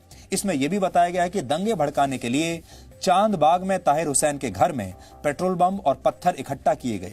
चार्जशीट में लिखा है कि 24 और 25 फरवरी यानी जिन 2 दिनों में चांदबाग में दंगे हुए, उन दोनों दिन ताहिर हुसैन अपने घर पर ही मौजूद था। ताहिर हुसैन की अगुवाई में ही भीड़ उसके घर से पत्थर और पेट्रोल बम फेंक रही थी और फायरिंग भी कर रही थी। दंगों से ठीक पहले ताहिर हुसैन ने अपने घर में लगे सीसीटीवी कैमरे बंद करवा दिए थे ताकि कोई सबूत ना बचे। ताहिर हुसैन के पास एक लाइसेंस्ड पिस्टल थी और 100 कारतूस थे, लेकिन वो इनमें से करीब 36 कारतूसों का हिसाब नहीं दे पाया और इनका इस्तेमाल इसने कहां किया ये भी नहीं बता पाया। आपको याद होगा चांदबाग दंगे के मामले में जब ताहिर हुसैन का नाम आया था तो ये खुद को बड़ा बेगुनाह बता रहा था, और हमारे मीडिया का एक वर्ग ताहिर हुसैन की बातों पर भरोसा करके उसे क्लीन चिट भी दे रहा था। लेकिन जी न्यूज से ताहिर हुसैन का एक और सच देश को जी न्यूज ने उसी दिन उसी वक्त बता दिया था जब ये दंगे हुए थे। मैं जब खुद चांदबाग के इलाके में गया तो वहां मौजूद हर व्यक्ति ताहिर हुसैन पर आरोप लगा रहा था, लेकिन इस देश का मीडिया इन लोगों से मिलता नहीं था, इन लोगों की बात नहीं सुनता था। इन लोगों की गवाही और हमारी रिपोर्टिंग आखिरकार सच साबित हुई। दिल्ली के इस इलाके में दंगा भड़काने का आरोप आम आदमी पार्टी के पार्षद ताहिर हुसैन पर लगातार लग रहा था, लेकिन यह बात सामने नहीं आ रही थी। कल जब हमने स्थानीय लोगों से बात की तो बहुत सारे लोगों ने यही नाम लिया, ताहिर हुसैन का नाम।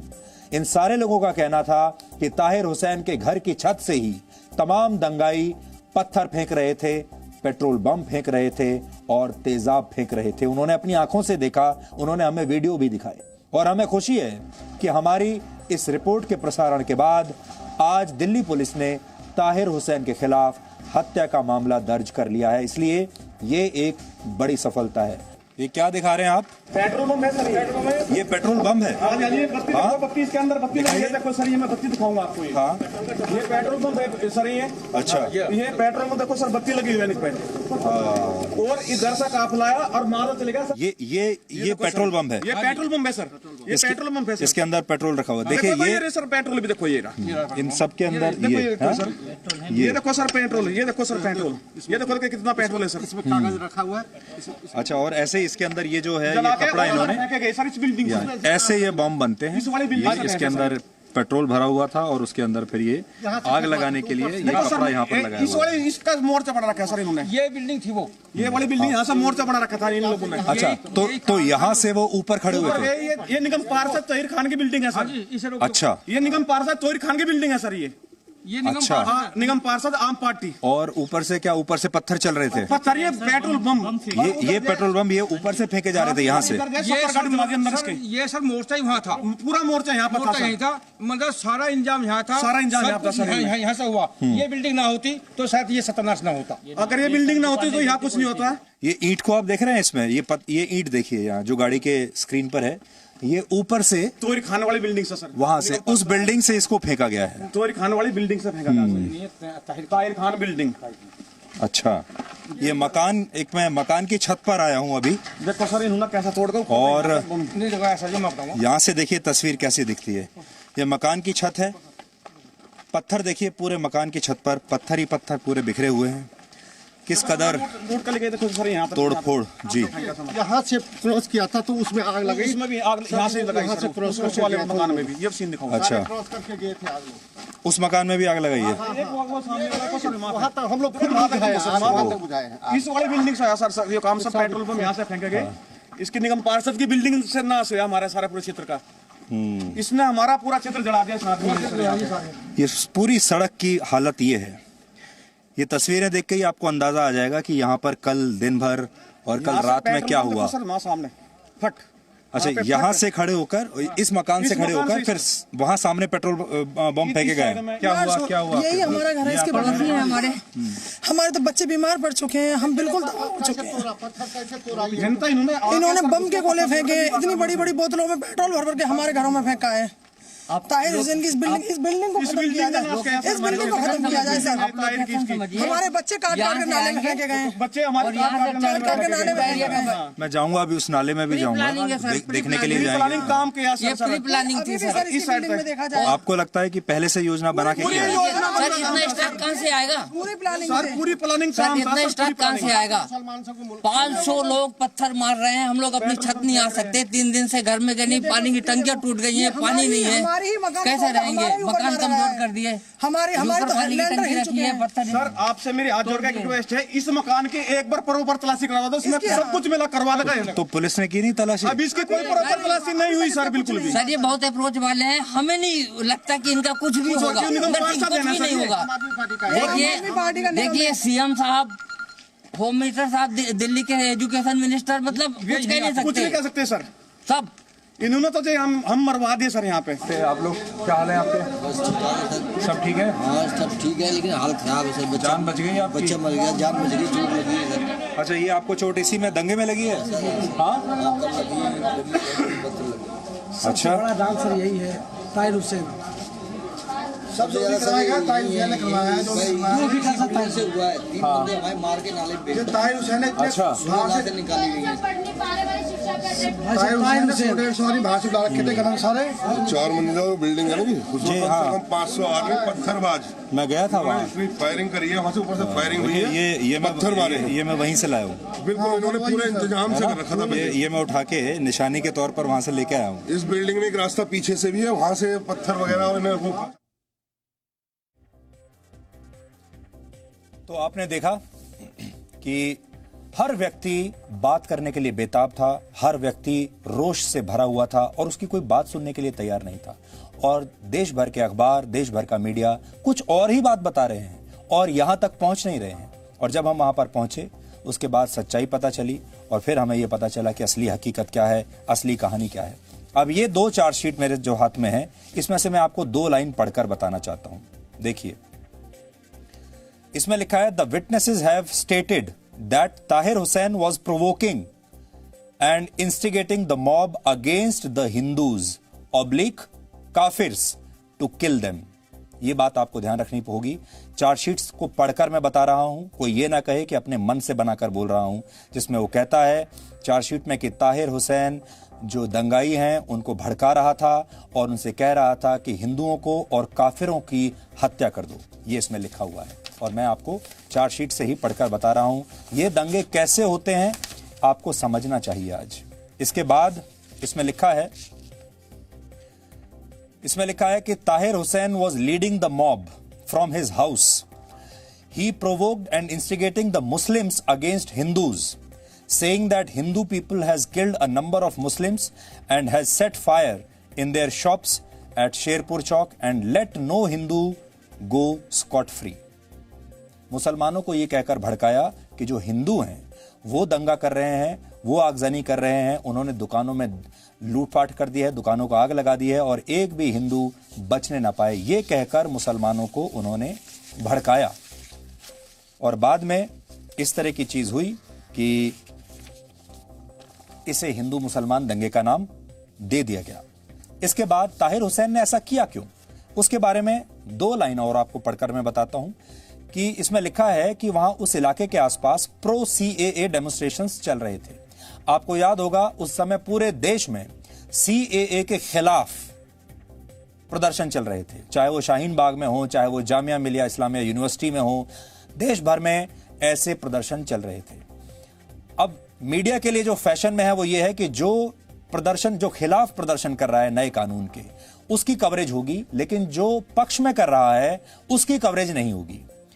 तो यहां पर इस इलाके में CAA यानी नए नागरिकता कानून के पक्ष में कुछ प्रदर्शनकारी प्रदर्शन कर रहे थे। ये पक्ष में कर रहे थे, ये कह रहे थे कि ये कानून ठीक है। तो जब ये प्रदर्शनकारी, जब वहां ये प्रो CAA डेमोन्स्ट्रेशंस चल रहे थे, तो ताहिर हुसैन के बारे में लिखा है, he planned to teach them a lesson and along with his supporters and other co-accused persons and several other unknown persons, he arranged bricks and stones, plastic crates containing glass bottles at the terrace of his house. और फिर आगे लिखा है कि कैसे then he led a mob which indulged in rioting. ये इसमें लिखा है, यानी ये चाहता था कि जो पक्ष में जो प्रदर्शनकारी प्रदर्शन कर रहे हैं नए कानून के, सरकार के पक्ष में, उनको ये सबक सिखाना चाहता था। यानी अब आप ये भी देख लीजिए, जो टॉलरेंस की बात होती है, यानी जो पक्ष में प्रदर्शन करेगा उसे बर्दाश्त नहीं करेंगे, लेकिन जो विपक्ष में करेगा, जो खिलाफ करेगा, उसका महिमा मंडन किया जाएगा और मीडिया भी इन्हीं का साथ देगा। इसलिए आज आपको ये सब बातें बतानी जरूरी थी। जब आगे कभी दोबारा, भगवान ना करे ऐसा हो देश में, लेकिन कभी अगर हुआ तो आप देख लीजिएगा, ये टुकड़े टुकड़े गैंग और ये जो डिजाइनर पत्रकार हैं, ये हमेशा आपके सामने एक गलत तस्वीर पेश करेंगे। और अब आज का आखिरी विषय, जब भी भारत और चीन के बीच सीमा पर टकराव होता है, तब कुछ पुरानी बातें और तथ्य अपने आप ही याद आ जाते हैं। भारत के लोगों के मन में हमेशा ये पीड़ा रही है कि अगर चीन के मामले में भारत ने इतिहास में इतनी बड़ी बड़ी गलतियां ना की होती, तो आज चीन भारत को धमकी देने की ऐसी स्थिति में होता ही नहीं। और आपको याद होगा, आप सबको स्कूल से लेकर और अब तक यही बताया गया है कि चीन बड़ा शक्तिशाली देश है और चीन से हम जीत नहीं सकते। ये एक के बाद एक की गई गलतियों का एक नतीजा था कि 1962 के युद्ध में हम उस चीन से बुरी तरह हार कर शर्मिंदा हुए, जिस चीन की उस समय दुनिया में कोई खास हैसियत तक नहीं थी। 1962 में करीब 1 महीने के युद्ध में चीन से हम हार गए थे। हमारे करीब 3,500 सैनिक शहीद हुए थे और भारत की करीब 43,000 वर्ग किलोमीटर जमीन पर चीन ने कब्जा कर लिया था। फिर से सुन लीजिए, 43,000 वर्ग किलोमीटर, 43,000 स्क्वायर किलोमीटर्स, 43,000 वर्ग किलोमीटर जमीन मायने रखती है। एक पूरा की पूरा देश बन जाएगा उसमें से। इतनी जमीन पर चीन ने 1962 में कब्जा कर लिया था और हमें रणनीतिक रूप से महत्वपूर्ण अक्साई चिन को भी तब गंवाना पड़ा था। अक्साई चिन हमारे हाथ से चला गया। इतना ही नहीं, चीन अरुणाचल प्रदेश के बहुत अंदर तक पहुंच गया था। हालांकि बाद में चीन युद्ध के बाद एक तरफा शांति विराम के नाम पर खुद चीन पीछे हट गया था, लेकिन आज भी वो अक्सर अरुणाचल प्रदेश के एक बड़े हिस्से पर अपना दावा करता है और उसे तिब्बत का हिस्सा मानता है। लेकिन ये सब कैसे हुआ, क्यों भारत को चीन के सामने उस समय इस तरह से शर्मिंदा होना पड़ा था, आज आपको थोड़ा सा समझना चाहिए। और अब से हमने ये तय किया है कि हम आपको भारत और चीन के संबंधों के बारे में लगातार हर रोज थोड़ी थोड़ी जानकारी देते रहेंगे। इसे आप देश के पहले प्रधानमंत्री पंडित जवाहरलाल नेहरू की कुछ गलतियों से समझ सकते हैं और ये इतिहास में है। दुर्भाग्य यह है कि हमारे देश में ज्यादातर लोगों ने इतिहास पढ़ा नहीं है, क्योंकि 1962 के युद्ध की हार भारत की सेना की हार नहीं थी, बल्कि उस वक्त के राजनीतिक नेतृत्व की हार थी। और जो राजनीतिक नेतृत्व ने गलतियां की थी, ये उसकी वजह से हुआ था। क्या आप ऐसे राजनीतिक नेतृत्व की कल्पना कर सकते हैं जो सीमा पर देश के खिलाफ एक बड़े खतरे को देख रहा हो, लेकिन ठीक उसी वक्त वो अपने सेना प्रमुख को हटाने या उन्हें कमजोर करने की साजिशें भी शुरू कर दे? यानी ऐसे में जब युद्ध की शुरुआत होने वाली है और प्रधानमंत्री ये सोच रहा हो कि मैं अपने सेना प्रमुख को हटा दूं। 1962 में चीन के साथ युद्ध से ठीक पहले भारत में यही हो रहा था। यह तत्कालीन प्रधानमंत्री जवाहरलाल नेहरू और जनरल के.एस. थिमैया से जुड़ी हुई कहानी है। General KS. थिमैया जो उस समय सेना प्रमुख थे। इस कहानी को करीब से समझने पर यह जवाब आपको मिल जाएगा कि 1962 के युद्ध में हम चीन से इतनी बुरी तरह हारे क्यों। लेकिन सबसे पहले आपको जनरल के.एस. थिमैया के बारे में थोड़ी सी जानकारी देते हैं। जनरल थिमैया 8 मई 1957 को भारत के सेना प्रमुख बने थे। उनका युद्ध का बहुत पुराना अनुभव था, बहुत अनुभवी थे और इसमें खासतौर पर 1948 में उन्होंने द्रास, कारगिल और लेह को पाकिस्तानी हमलावरों से मुक्त कराया था। बहुत डेकोरेटेड अफसर थे। यानी आज के लद्दाख को बचाने का श्रेय काफी हद तक जनरल थिमैया को ही जाता है। लेकिन जब जनरल थिमैया भारत के सेना प्रमुख बने तो उनके लिए सबसे बड़ी चुनौती उस समय के राजनीतिक नेतृत्व से लड़ने की बन गई, क्योंकि तत्कालीन प्रधानमंत्री जवाहरलाल नेहरू और तत्कालीन रक्षा मंत्री वी.के. कृष्णा मेनन ने जनरल थिमैया को परेशान करने में कोई कसर नहीं छोड़ी। उस वक्त के रक्षा मंत्री मेनन को नेहरू का बहुत खास माना जाता था, लेकिन मेनन के काम करने के तरीके से सेना में नाराजगी थी। सेना के अधिकारियों के साथ उनका बर्ताव अच्छा नहीं था और ना ही वो सैन्य मामलों में सेना के उच्च अधिकारियों की राय को कोई महत्व देते थे। अक्सर मेनन सेना के बड़े अधिकारियों को उनके जूनियर्स के सामने अपमानित भी किया करते थे। यह सब तब हो रहा था जब चीन भारत की सीमा पर सड़कें बना रहा था और सैनिक धीरे धीरे वहां पर जमा कर रहा था। लेकिन रक्षा मंत्री मेनन सेना के अधिकारियों की हर सलाह को अनदेखा करते चले गए। 1959 तक यह बात इतनी बढ़ गई कि उस वर्ष मई में सेना प्रमुख थिमैया की सलाह की अनदेखी करते हुए लेफ्टिनेंट जनरल बीएम कॉल को रक्षा मंत्री मेनन सेना मुख्यालय में एक बहुत अहम भूमिका में लेकर आ गए। कॉल भी नेहरू के बहुत करीबी थे और उनके दूर के रिश्तेदार थे और यहीं से जनरल थिमैया और तत्कालीन राजनीतिक नेतृत्व के बीच तनाव और बढ़ गया। रक्षा मंत्री मेनन के व्यवहार से नाराज तीनों सेना अध्यक्षों ने प्रधानमंत्री नेहरू से मिलने का फैसला किया। सोचिए, तीनों सेनाओं के जो प्रमुख हैं वो प्रधानमंत्री से मिलने का फैसला ले चुके हैं, लेकिन यह मुलाकात हो नहीं पाई और आखिरकार 31 अगस्त 1959 को जनरल थिमैया ने अपना इस्तीफा प्रधानमंत्री नेहरू को भेज दिया। लेकिन उस वक्त नेहरू चीन को लेकर विपक्ष के निशाने पर थे, इसलिए उन्होंने जनरल थिमैया को चुपचाप अपने घर बुलवाया, उन्हें इस्तीफा वापस लेने के लिए राजी किया और यह कहा कि रक्षा मंत्री के खिलाफ हर शिकायत को वो देखेंगे, उस पर विचार करेंगे। लेकिन यह बात मीडिया में, प्रेस में लीक हो गई और नेहरू को संसद में इस पर बयान देना पड़ा। लेकिन संसद के अपने बयान में प्रधानमंत्री नेहरू ने जनरल थिमैया पर ही सवाल उठा दिए। इसे सेना और राजनीतिक नेतृत्व की खींचतान बताया और यह कहा कि हर हालत में राजनीतिक नेतृत्व को समर्थन मिलना ही चाहिए। यानी सोचिए कि सरकार और सेना के बीच ही मतभेद पैदा हो गए। इसके बाद जनरल थिमैया पूरी तरह से हताश हो गए। इसके बाद रक्षा मंत्री मेनन और जनरल कॉल की जोड़ी को मनमानी करने की पूरी छूट मिल गई। वर्ष 1961 में, यानी चीन से युद्ध से ठीक एक साल पहले, इन 1961 में जब जनरल थिमैया रिटायर होने वाले थे, तो अगले सेना प्रमुख की नियुक्ति के मामले में भी उनकी राय को अनदेखा कर दिया गया। उनके कड़े विरोध के बाद भी लेफ्टिनेंट जनरल बीएम कॉल को चीफ ऑफ जनरल स्टाफ बना दिया गया, जो सेना अध्यक्ष के बाद दूसरा सबसे महत्वपूर्ण पद होता था। कॉल की नियुक्ति पर उस वक्त के नेताओं ने सवाल उठाए थे, लेकिन नेहरू ने कभी मेनन के फैसलों पर विचार नहीं किया। पुनर्विचार तो दूसरी की बात है। यहां तक कि जनरल थिमैया के खिलाफ इन लोगों ने अफवाह फैलाई कि वो तख्ता पलट करने की तैयारी में है। उनके रिटायरमेंट के बाद इस मामले में उनके खिलाफ जांच भी करवाई गई कि वो क्या वाकई तख्ता पलट करने वाले थे। रिटायर होने के केवल 4 साल बाद जनरल थिमैया की मृत्यु हो गई और जनरल कॉल और रक्षा मंत्री मेनन के नेतृत्व में 1962 का युद्ध आज तक भारत के लिए एक बहुत ही कड़वी याद है।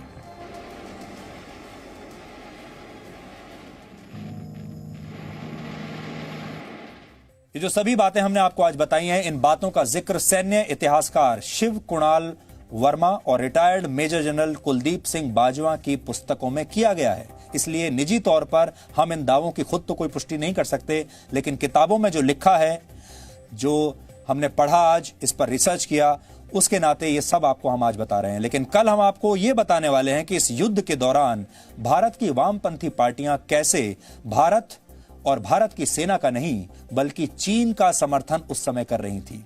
आप क्या इस बात का अंदाजा लगा सकते हैं कि 1962 में चीन के साथ युद्ध चल रहा है और भारत की वामपंथी पार्टी भारत का नहीं चीन का साथ दे रही है, क्योंकि वो चाहती है कि भारत पर कम्युनिस्टों का राज हो जाए। इसके बारे में हम आपको कल बताएंगे। और अब आज का सवाल, आज आपको यह बताना है कि बिजली को तार के जरिए घरों तक पहुंचाने की शुरुआत कब हुई थी। आप इस पर रिसर्च कीजिए और ब्रेक के बाद हम आपको इस सवाल का सही जवाब बताएंगे।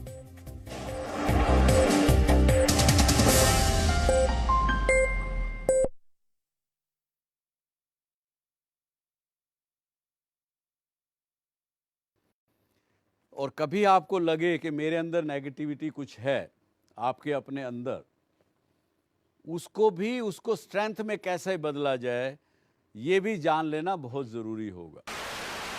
No signal, no worry. Presenting Z News app with live TV, latest updates and expert opinion. Available on Google Play and App Store. Download it now.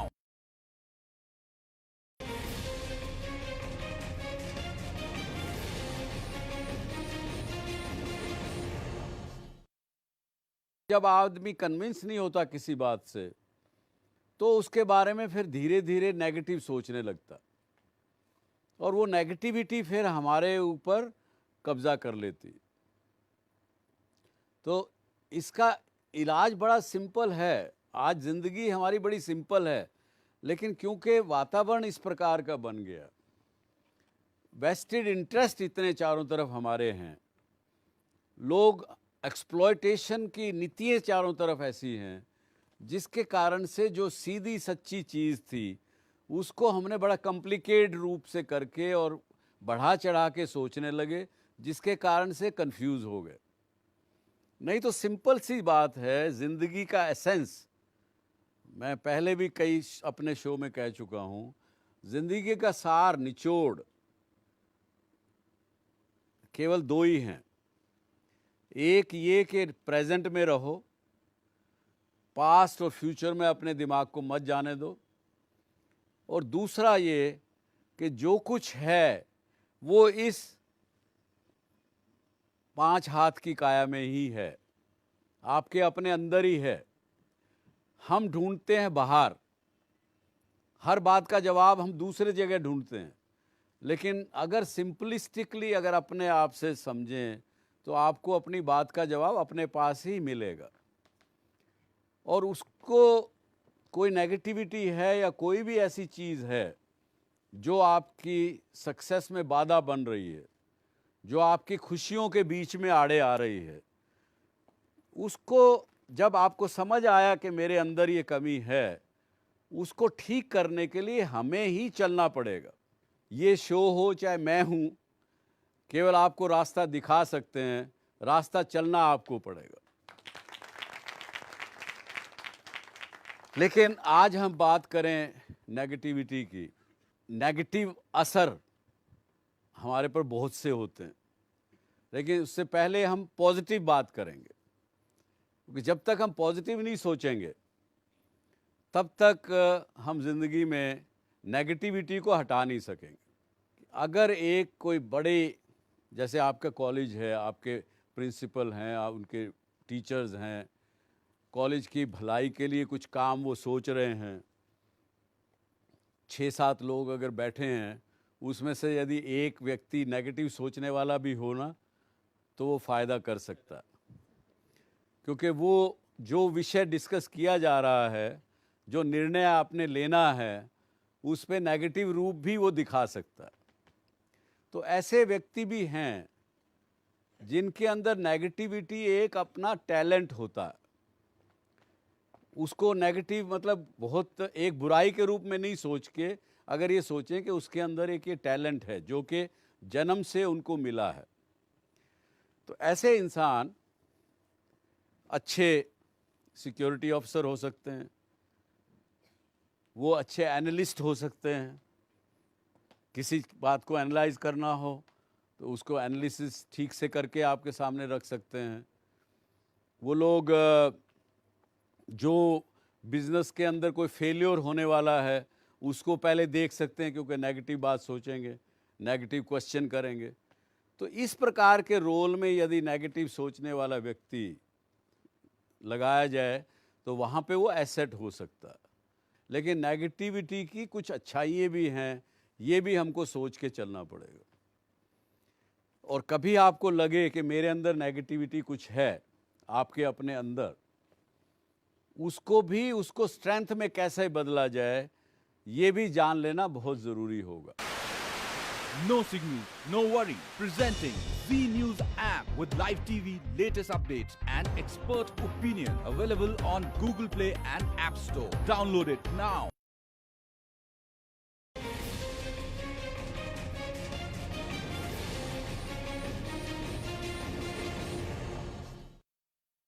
जब आदमी कन्विंस नहीं होता किसी बात से, तो उसके बारे में फिर धीरे धीरे नेगेटिव सोचने लगता, और वो नेगेटिविटी फिर हमारे ऊपर कब्जा कर लेती।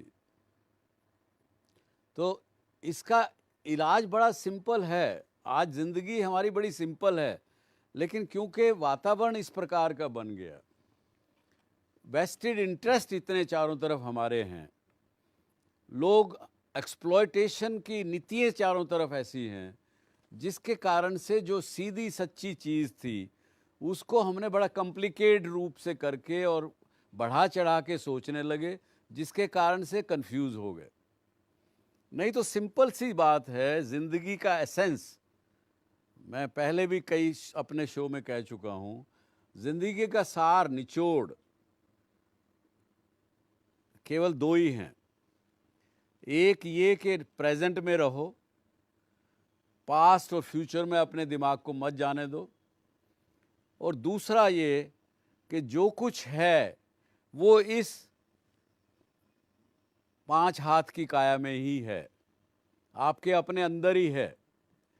हम ढूंढते हैं बाहर, हर बात का जवाब हम दूसरे जगह ढूंढते हैं, लेकिन अगर सिंपलिस्टिकली अगर अपने आप से समझें तो आपको अपनी बात का जवाब अपने पास ही मिलेगा। और उसको कोई नेगेटिविटी है या कोई भी ऐसी चीज़ है जो आपकी सक्सेस में बाधा बन रही है, जो आपकी खुशियों के बीच में आड़े आ रही है, उसको जब आपको समझ आया कि मेरे अंदर ये कमी है, उसको ठीक करने के लिए हमें ही चलना पड़ेगा। ये शो हो चाहे मैं हूँ, केवल आपको रास्ता दिखा सकते हैं, रास्ता चलना आपको पड़ेगा। लेकिन आज हम बात करें नेगेटिविटी की।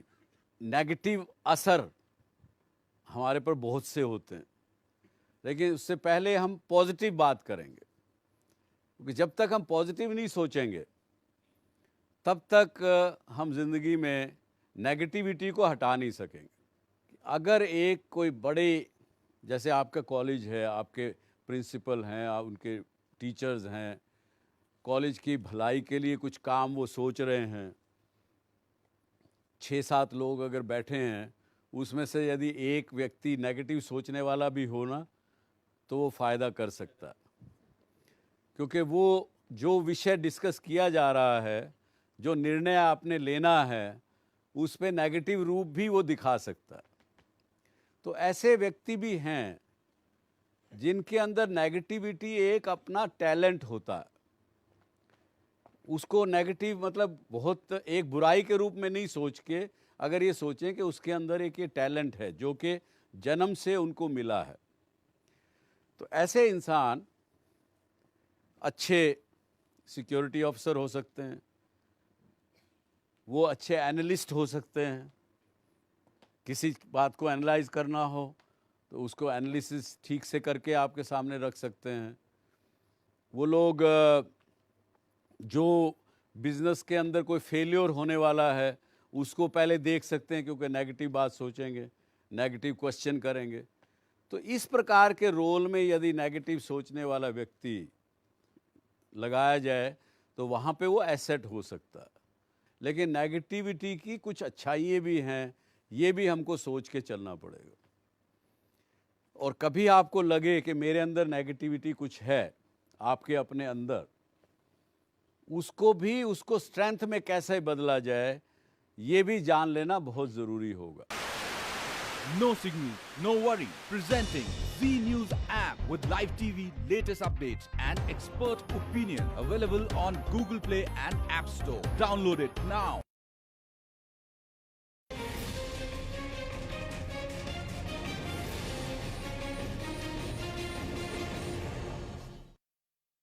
जब आदमी कन्विंस नहीं होता किसी बात से, तो उसके बारे में फिर धीरे धीरे नेगेटिव सोचने लगता, और वो नेगेटिविटी फिर हमारे ऊपर कब्जा कर लेती। तो इसका इलाज बड़ा सिंपल है। आज ज़िंदगी हमारी बड़ी सिंपल है, लेकिन क्योंकि वातावरण इस प्रकार का बन गया, वेस्टेड इंटरेस्ट इतने चारों तरफ हमारे हैं, लोग एक्सप्लॉयटेशन की नीतियाँ चारों तरफ ऐसी हैं, जिसके कारण से जो सीधी सच्ची चीज़ थी उसको हमने बड़ा कॉम्प्लिकेटेड रूप से करके और बढ़ा चढ़ा के सोचने लगे, जिसके कारण से कंफ्यूज हो गए। नहीं तो सिंपल सी बात है, ज़िंदगी का एसेंस मैं पहले भी कई अपने शो में कह चुका हूँ, ज़िंदगी का सार निचोड़ केवल दो ही हैं। एक ये कि प्रेजेंट में रहो, पास्ट और फ्यूचर में अपने दिमाग को मत जाने दो, और दूसरा ये कि जो कुछ है वो इस 5 हाथ की काया में ही है, आपके अपने अंदर ही है। हम ढूंढते हैं बाहर, हर बात का जवाब हम दूसरे जगह ढूंढते हैं। लेकिन अगर सिंपलिस्टिकली अगर अपने आप से समझें तो आपको अपनी बात का जवाब अपने पास ही मिलेगा। और उसको कोई नेगेटिविटी है या कोई भी ऐसी चीज़ है जो आपकी सक्सेस में बाधा बन रही है, जो आपकी खुशियों के बीच में आड़े आ रही है, उसको जब आपको समझ आया कि मेरे अंदर ये कमी है, उसको ठीक करने के लिए हमें ही चलना पड़ेगा। ये शो हो चाहे मैं हूँ, केवल आपको रास्ता दिखा सकते हैं, रास्ता चलना आपको पड़ेगा। लेकिन आज हम बात करें नेगेटिविटी की। नेगेटिव असर हमारे पर बहुत से होते हैं, लेकिन उससे पहले हम पॉजिटिव बात करेंगे, क्योंकि जब तक हम पॉजिटिव नहीं सोचेंगे तब तक हम जिंदगी में नेगेटिविटी को हटा नहीं सकेंगे। अगर एक कोई बड़े, जैसे आपका कॉलेज है, आपके प्रिंसिपल हैं, उनके टीचर्स हैं, कॉलेज की भलाई के लिए कुछ काम वो सोच रहे हैं, 6-7 लोग अगर बैठे हैं, उसमें से यदि एक व्यक्ति नेगेटिव सोचने वाला भी हो ना, तो वो फ़ायदा कर सकता है। क्योंकि वो जो विषय डिस्कस किया जा रहा है, जो निर्णय आपने लेना है, उस पे नेगेटिव रूप भी वो दिखा सकता है।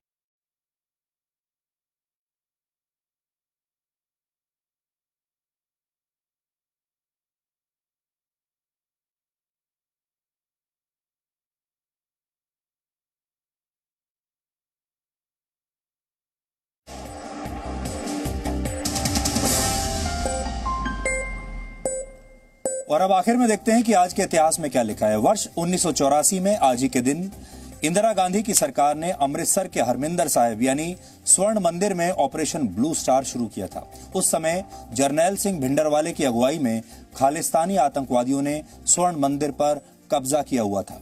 स्वर्ण मंदिर को आतंकवादियों से मुक्त कराने के लिए तत्कालीन प्रधानमंत्री इंदिरा गांधी ने ऑपरेशन ब्लू स्टार चलाया। ये एक मिलिट्री ऑपरेशन था और ये 8 जून तक चला था।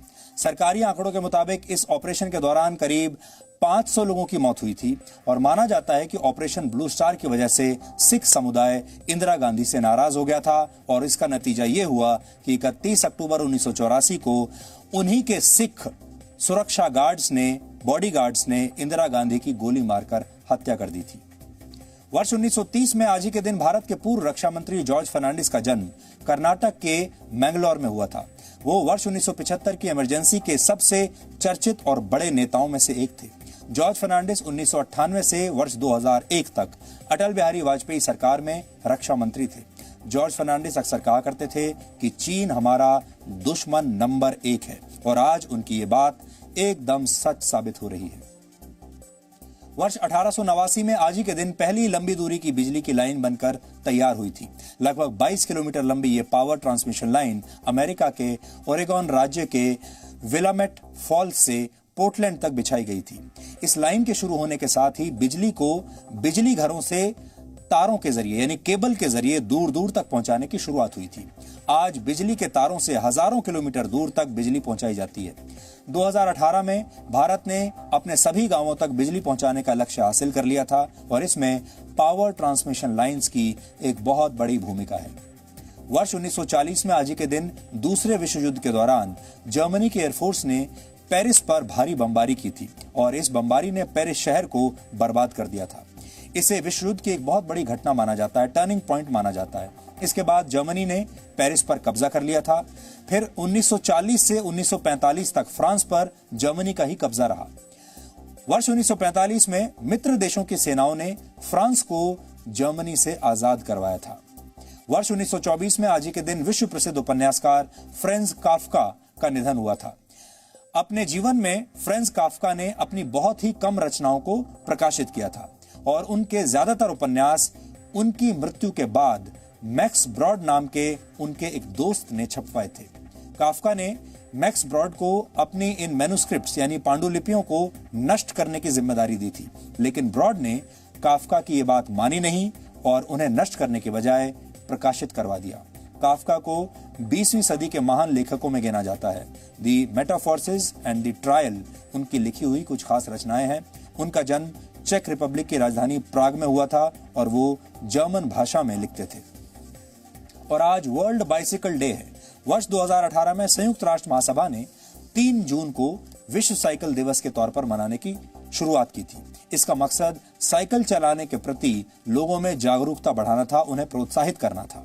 साइकिल चलाने से आपके स्वास्थ्य के साथ साथ पर्यावरण को स्वच्छ रखने में भी मदद मिलती है।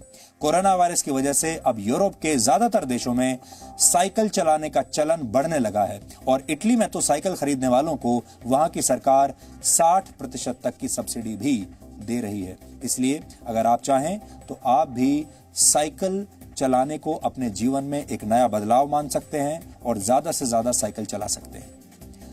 तो डीएनए में आज इतना ही। अब आपसे हमारी मुलाकात होगी कल रात 9 बजे। तब तक आप खुश रहिए, सुरक्षित रहिए, स्वस्थ रहिए। और शरीर और राष्ट्र को स्वस्थ और सुरक्षित रखने का एक ही तरीका है और वो है किसी भी तरह की घुसपैठ को इजाजत ना देना। ना तो शरीर में घुसपैठ को इजाजत दीजिए और ना ही अपने देश में। नमस्कार।